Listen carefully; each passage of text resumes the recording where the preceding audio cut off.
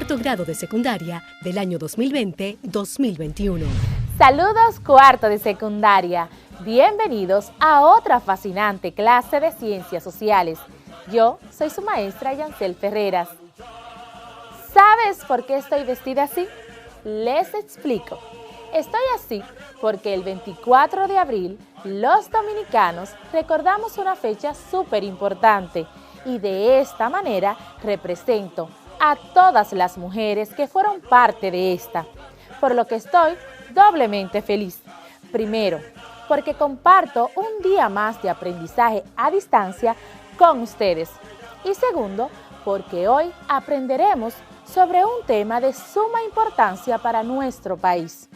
Pregúntale a tu padre, madre, abuelos o tutor si saben qué pasó el 24 de abril de 1965. Exacto, la Guerra del 65. Pero antes, debemos recordar que el peligro aún no ha pasado. Debemos seguir usando mascarilla, lavando nuestras manos y manteniendo el distanciamiento adecuado. Y sobre todo, mantenernos en casa para preservar la salud. Y para eso, tenemos reglas básicas en este aprendizaje en casa. ¿Recuerdas qué debemos hacer antes de iniciar nuestra clase? Exacto. Buscar un lugar estratégico. Tener nuestros útiles escolares a mano. Prestar mucha atención. Escribir solamente cuando debas anotar un concepto o realizar una actividad. Y sobre todo, escucha con atención. ¿Qué te parece si pasamos a la retroalimentación? ¿Recuerdas sobre lo que estuvimos hablando en la clase anterior? Hablamos sobre los derechos ciudadanos y aprendimos qué es un Estado social y de derecho. También aprendimos la importancia que tiene el ser conscientes como ciudadanos y que a la hora de exigirle enérgicamente al Estado, debemos también ser respetuosos de sus normas y leyes, las cuales, por cierto, ¿recuerdas cómo se llaman y dónde están escritas? Se llama Constitución, o Carta Magna, o Ley Fundamental, pues ella agrupa las leyes que son las que organizan el Estado, porque de no ser así, la sociedad viviera en constante caos. Pero, ¿qué te parece si entramos al tema de la clase del día de hoy? El cual, por cierto, va muy de la mano, ya que esta revolución o guerra se llevó precisamente a cabo por la violación de nuestros derechos constitucionales. ¿Me permites contarte esta historia? Se le conoce como Guerra de Abril de 1965 al conflicto que tuvo lugar en Santo Domingo el 24 de abril de ese mismo año. ¿Qué provocó esta guerra? Te cuento. El profesor Juan Bosch fue derrocado 7 meses después de haberse juramentado como presidente constitucional de la República, el 24 de septiembre de 1964, ya que se establecería un orden político muy diferente a los gobiernos anteriores, como fuese el caso de Rafael Leónidas Trujillo.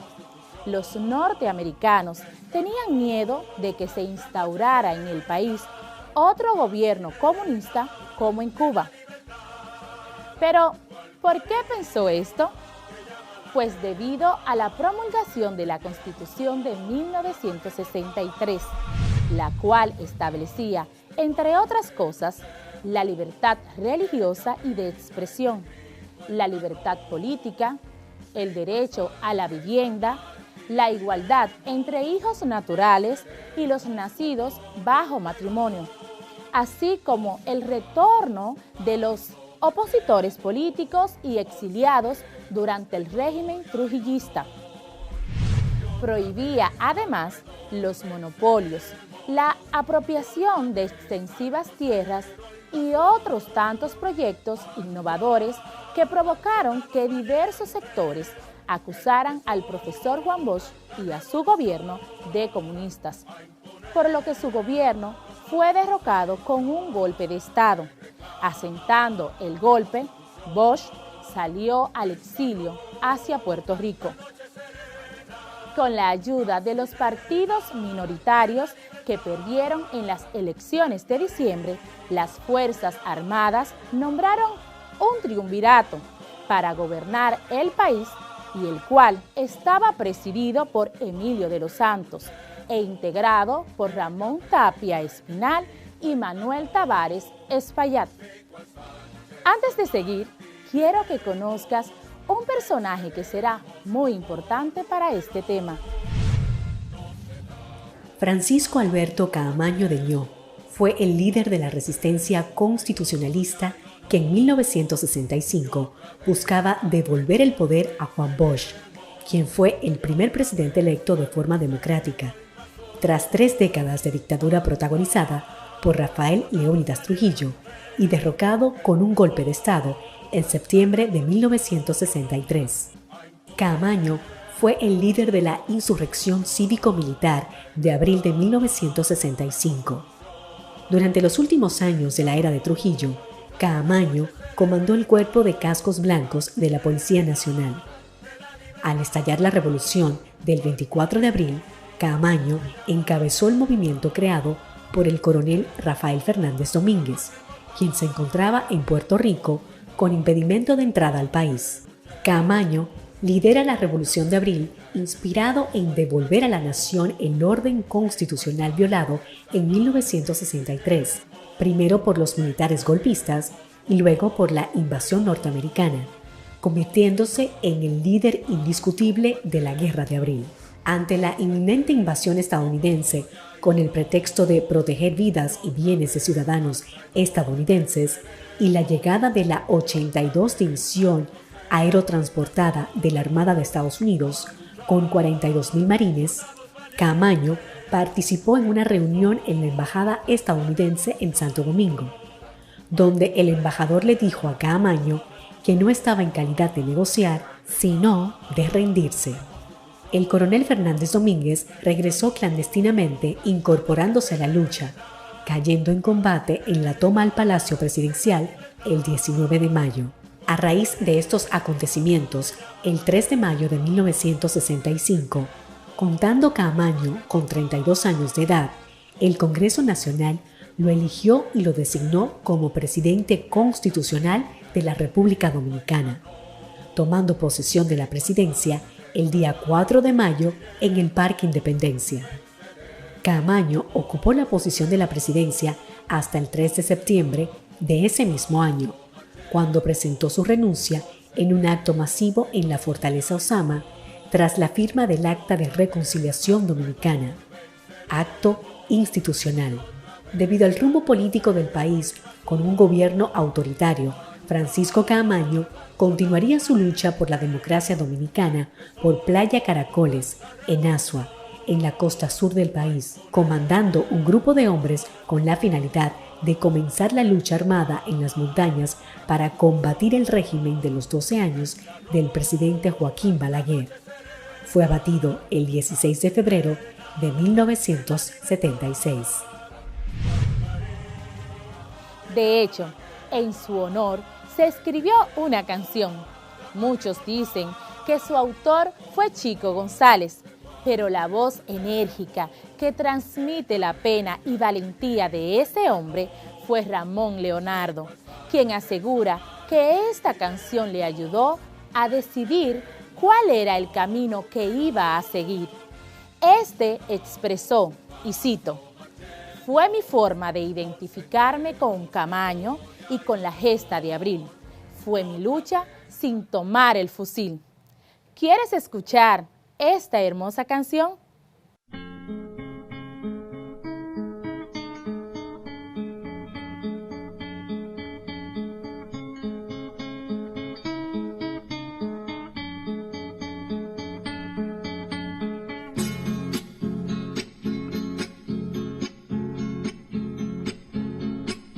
Para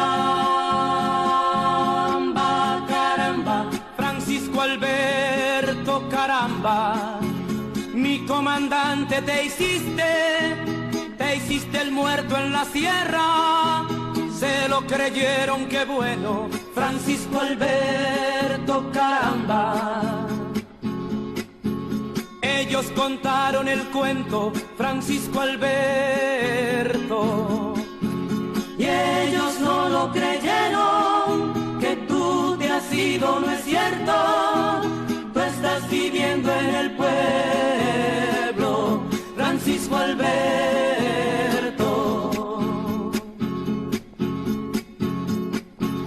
Te sembraste en las montañas, Francisco Alberto, me alegro.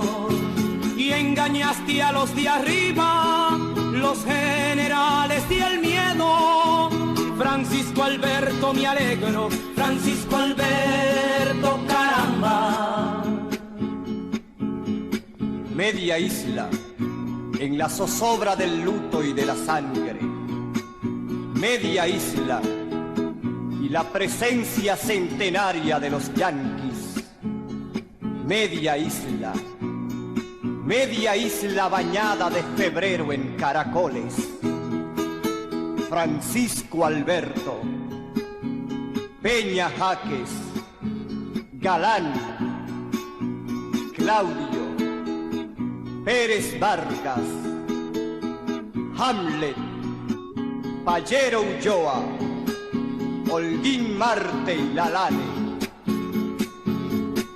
Dijeron que estabas muerto, Francisco Alberto, caramba, y que en un sitio ignorado enterraron tu fusil. Francisco Alberto, y tu cuerpo, Francisco Alberto, caramba. Ellos contaron el cuento, Francisco Alberto, y ellos no lo creyeron, que tú te has ido, no es cierto. Tú estás viviendo en el pueblo, Francisco Alberto.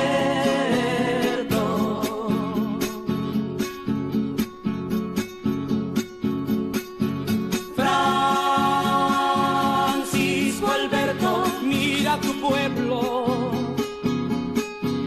Hoy tu gesto es alimento, ya no hay miedo ni silencio. Ya estás siguiendo tu ejemplo, Francisco Alberto, me alegro. Francisco Alberto, caramba. Francisco Alberto, me alegro. Francisco Alberto, caramba. Francisco Alberto, me alegro. Francisco Alberto.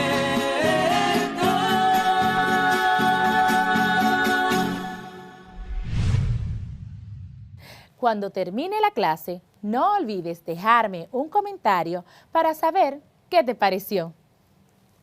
Continúo contándote. El 29 de noviembre de 1964, la agrupación política 14 de junio se levantó en armas en las montañas dominicanas, declarando la guerra abierta contra el triunvirato.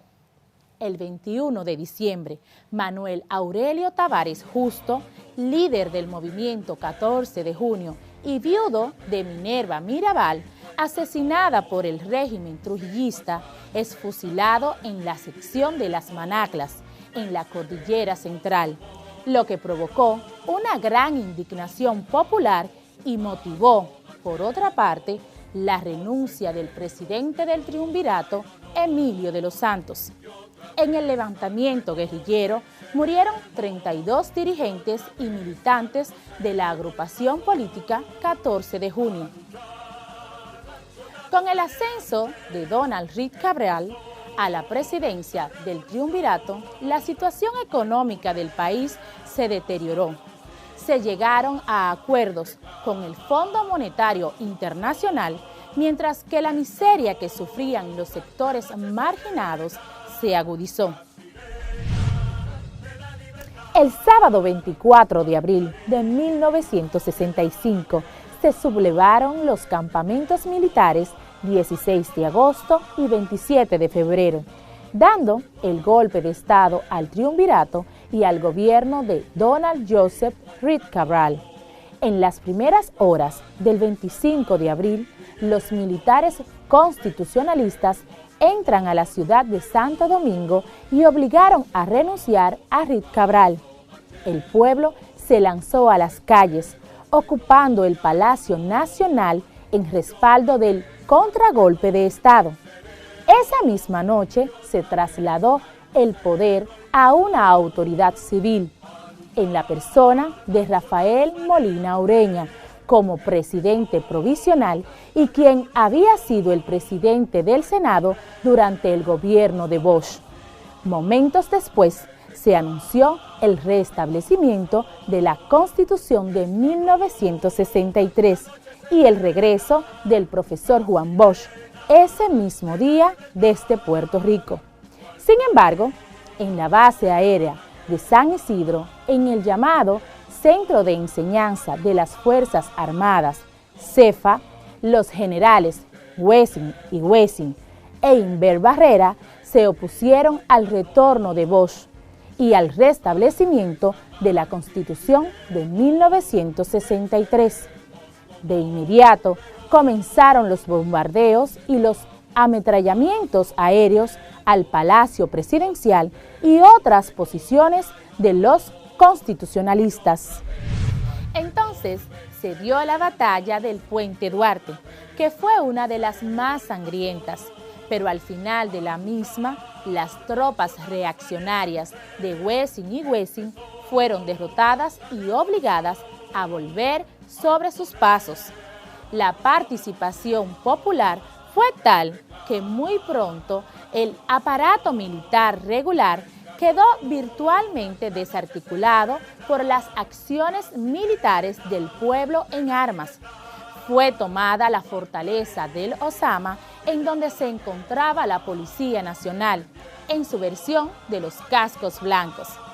En el momento en que los constitucionalistas, quienes ya habían derrotado en Santo Domingo a las tropas regulares, se preparaban para el ataque decisivo de San Isidro, base aérea en donde se encontraban concentradas las tropas del CEFA, dirigidas por Wessing y Wessing y el general Benoit. Estos temerosos solicitaron a los Estados Unidos su intervención militar para así poder evitar un supuesto peligro comunista. Las fuerzas de San Isidro no lograron penetrar a la ciudad, lo que se unió a las demás victorias del bando constitucionalista. El profesor Juan Bosch, desde Puerto Rico, y ante la imposibilidad de regresar al país, delegó sus derechos constitucionales al coronel Caamaño.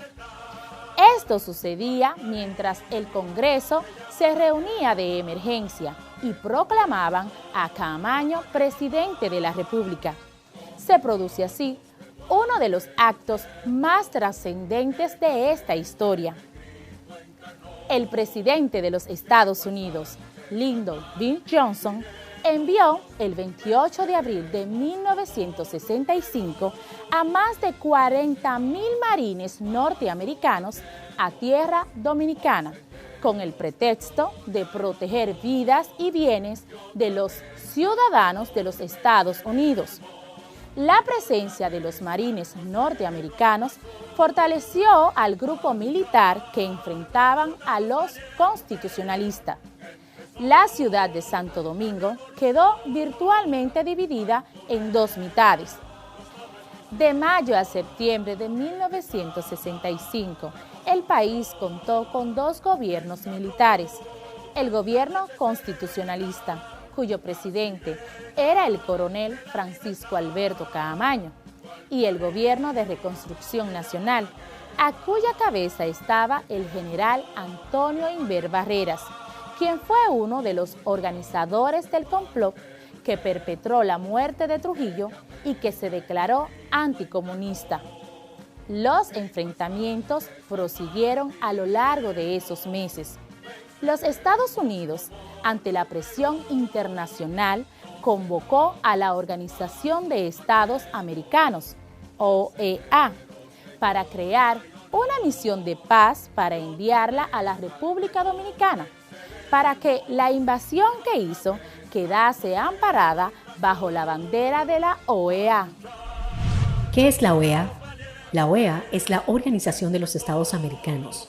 Se trata de una entidad panamericana que promueve el diálogo entre sus integrantes y las decisiones consensuadas en los asuntos de interés para el continente americano.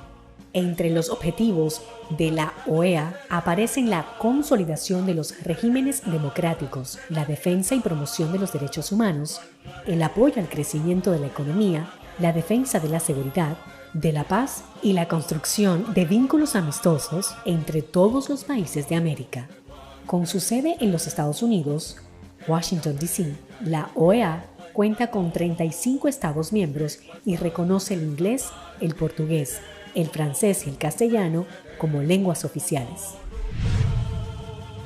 Pero después de la llegada de los norteamericanos, las cosas no se quedaron ahí. El 8 de agosto, la Federación Nacional de Mujeres Dominicanas organizaron una caminata hasta el Hotel Embajador, sede de las negociaciones en la que se le pedían a las tropas norteamericanas salir. Entonces, ya para mediados de agosto, se rumoró un posible acuerdo por la OEA a través del Acta de Reconciliación de la República Dominicana.